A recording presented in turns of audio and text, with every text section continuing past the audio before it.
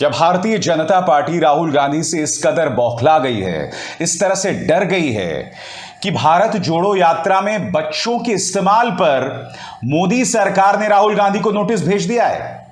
यही नहीं दोस्तों, आज की दूसरी बड़ी खबर है, गोवा में कांग्रेस के 11 में से 8 विधायक भाजपा में शामिल हो रहे हैं, जिससे पता चलता है कि भारतीय जनता पार्टी किस तरह से काम करती है। साम दाम दंड भेद इनकी राजनीति का अभिन्न अंग है। मगर सबसे पहले दोस्तों, मैं आपको बतलाना चाहूंगा पीटीआई की एक खबर जो कि आपके स्क्रीन पर है।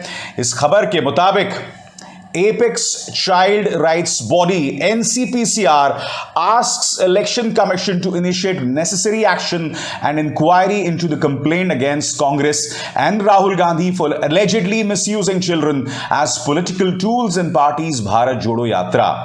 यानी कि बच्चों के अधिकारों के संरक्षण से जुड़ी संस्था और उनके जो अध्यक्ष हैं प्रियांक कनुंगो, उन्होंने चुनाव आयोग को चिट्ठी लिखी है।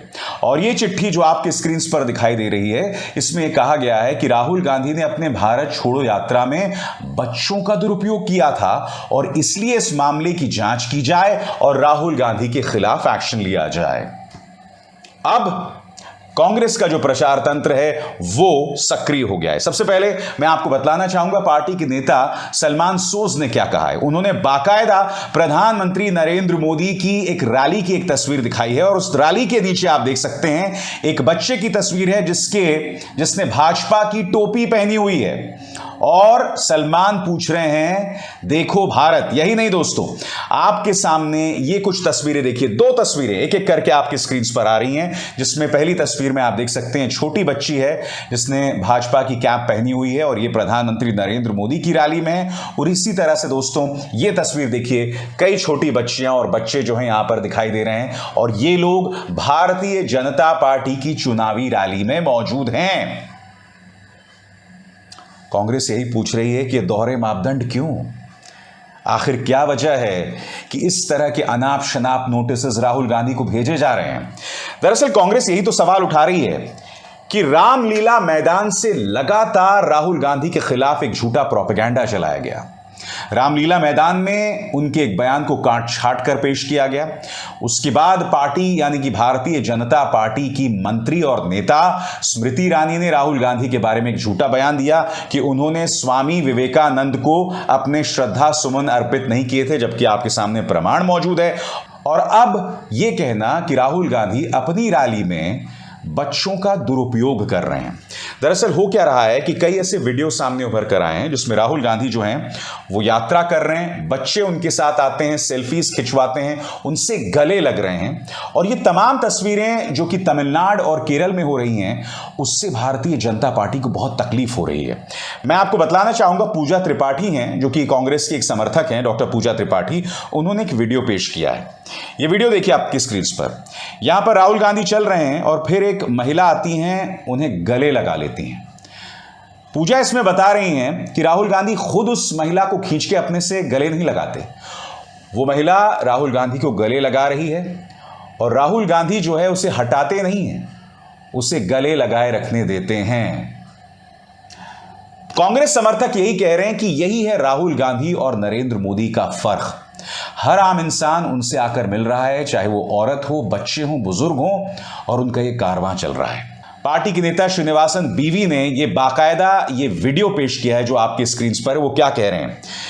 ये जन सैलाब गवाह है महंगाई, बेरोजगारी और अन्याय के खिलाफ उठी हर आवाज का, बांटने वालों की सल्तनत को एकता की ताकत से तबाह करने के आगाज का भारत जोड़ो यात्रा। और इस वीडियो में आप देख सकते हैं अथाह भीड़ जो है वो राहुल गांधी के साथ चल रही है, जैसा कि श्रीनिवासन बीवी इस वीडियो में दावा कर रहे हैं। बड़ा प्रश्न, क्या इन्हीं तस्वीरों से बीजेपी इस कदर बौखला गई है कि वो जो है इस तरह से उन्हें नोटिस भेज रही है?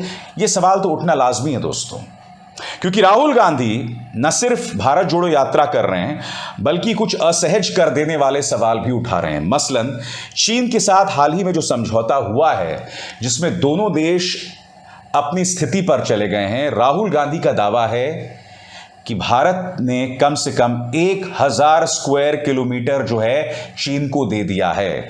उनका बयान आपके स्क्रीन पर। China has refused to accept India's demand of restoring status quo of April 2020.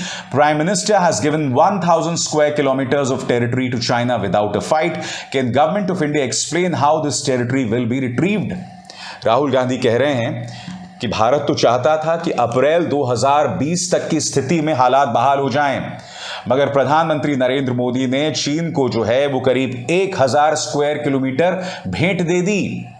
क्या भारत सरकार बताएगी कि जो 1000 स्क्वायर किलोमीटर की जमीन भेंट दे दी गई है चाइना को, उसे भारत हासिल कैसे करेगा? तो मैं जानता हूं आपके जहन में सवाल होगा, और वो सवाल यह होगा कि जिस तरह से राहुल गांधी को बच्चों के दुरुपयोग पर यह नोटिस जारी किया गया, क्या बीजेपी डर गई है राहुल से? तो इसका जवाब हां और ना दोनों में है। हां इस तरह से कि राहुल गांधी को जिस तरह से दक्षिण भारत में प्रतिक्रिया मिल रही है, जाहिर सी बात है बीजेपी उससे चिंतित है, और यही वजह है कि उन्होंने अपना झूठ तंत्र जो है वो एक्टिव कर दिया है, चाहे उनके अपने नेता हो चाहे मीडिया हो। इसके अलावा 30 सितंबर को राहुल गांधी भाजपा के गढ़ में प्रवेश कर रहे हैं, यानी कर्नाटक। अब भाजपा को डर है कि अगर कर्नाटक में भी इसी तरह की प्रतिक्रिया राहुल गांधी को मिली तो कर्नाटक में जो चुनाव आने वाले हैं उसके मद्देनजर पार्टी के लिए बहुत मुश्किल पेश आ जाएगी। यह तो भाजपा का डर है दोस्तों। भाजपा को डर यह भी है कि आने वाले दिनों में जब वो हिंदी हार्टलैंड में प्रवेश करेंगे और वहां पर अगर उन्हें अच्छी प्रतिक्रिया मिलती है तो 2024 के लोकसभा चुनाव के लिए अच्छी खबर नहीं होगी।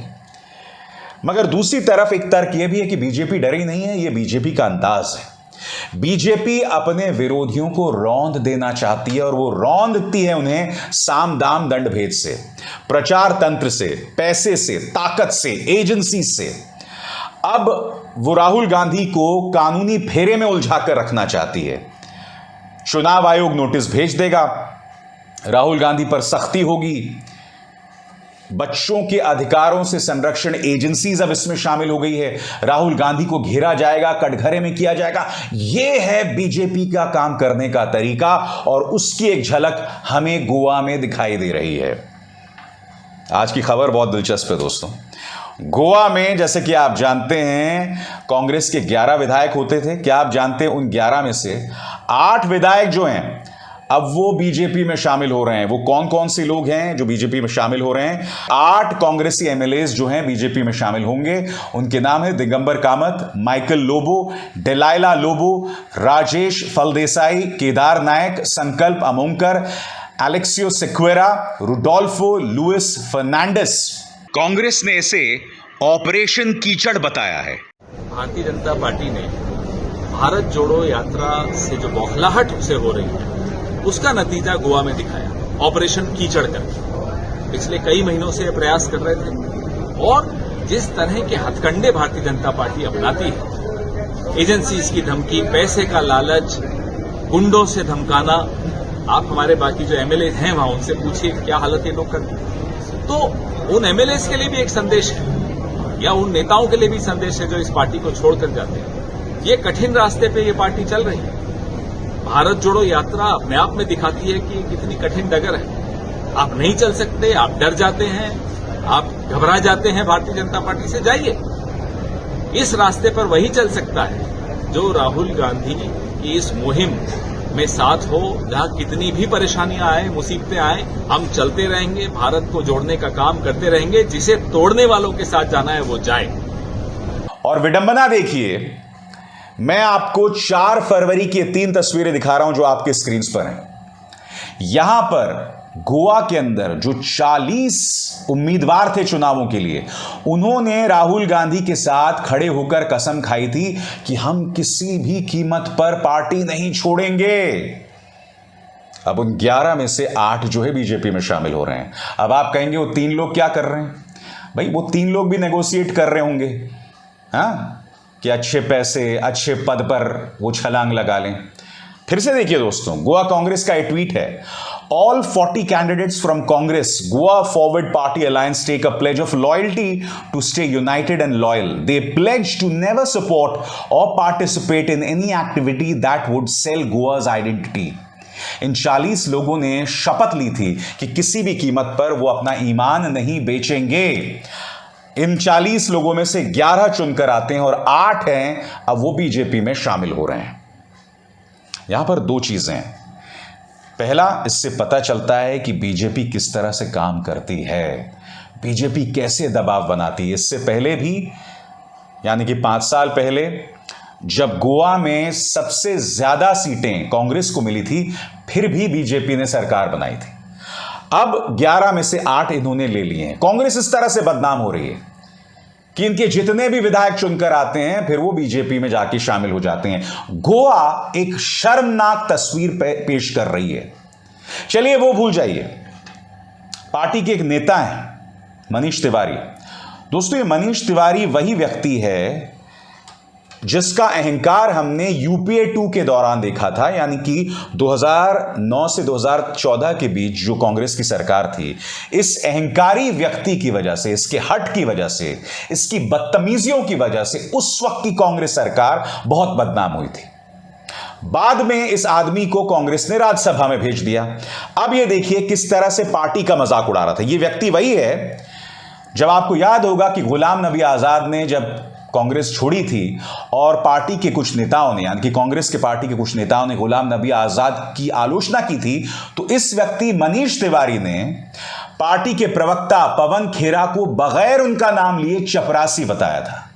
यह कहा था कि इन चपरासियों की क्या औकात है कि ये गुलाम नबी आजाद पर टिप्पणी करें। अब देखिए किस तरह से मजे ले रहा। अंग्रेजी में बयान है, मैं बाद में इसका अनुवाद करूंगा। A cuckoo bird is chiming. Something is apparently cooking in an erstwhile Portuguese territory. Does not smell good. Hope the cuckoo bird is wrong. Manish Tiwari कह रहा है कि एक पक्षी गा रहा है और यह बता रहा है कि पुर्तगाल की एक कॉलोनी में, एक पूर्व कॉलोनी यानी गोवा में कुछ पक रहा है। और अगर ये खबर सही है तो बहुत अच्छी खबर नहीं है। यह आदमी मजे ले रहा है दोस्तों। यह आदमी अब भी पार्टी के अंदर है, यह आदमी राज्यसभा का सांसद है। सबसे बड़ा सवाल, कांग्रेस ऐसे लोगों को क्यों भेजती है राज्यसभा में जो आपकी टांग खींचते रहते हैं? पहले आपके पार्टी के जो मेहनती प्रवक्ता हैं, जो न्यूज चैनल्स में जाकर पार्टी का पक्ष रखते हैं, उन्हें चपरासी बताते हैं, जैसे कि मनीष तिवारी ने पवन खेरा पर हमला किया था। फिर इस तरह के बयान जोड़िए मनीष तिवारी के अहंकार को पार्टी के उन 8 विधायकों से जिन्होंने चंद रुपयों के लिए या कुछ लालच के लिए कांग्रेस छोड़कर वो बीजेपी में शामिल हो गए। जबकि मैं आपको वो 3 तस्वीरें दिखा चुका हूं। फिर से देखिए, इन तस्वीरों में इन्होंने प्रण लिया था कि किसी भी कीमत पर गोवा की जनता के साथ विश्वासघात नहीं करेंगे और पार्टी नहीं छोड़ेंगे। अब इन्होंने पार्टी छोड़ दी है। इसमें कांग्रेस का अंदरूनी लालच भी दिखाई देता है और भारतीय जनता पार्टी किस तरह से काम करती है वो भी दिखाई देता है। इसलिए कार्यक्रम की शुरुआत में मैंने आपको कहा, यकीनन राहुल गांधी की यात्रा से भाजपा डरी बौखलाई है, मगर यह उसका काम करने का तरीका भी है। राहुल गांधी को इतने फेरों में बांध लो, इतना घेर लो कि वो उन्हीं चीजों में उलझ कर रह जाएं।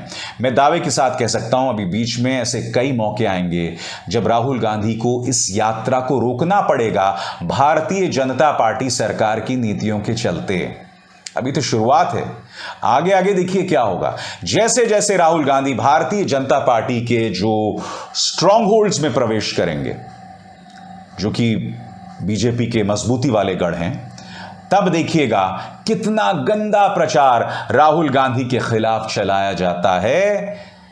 अभी तो आपने सिर्फ ट्रेलर देखा है, पिक्चर अभी बाकी है मेरे दोस्त। अभिसार शर्मा को दीजिए इजाजत। नमस्कार।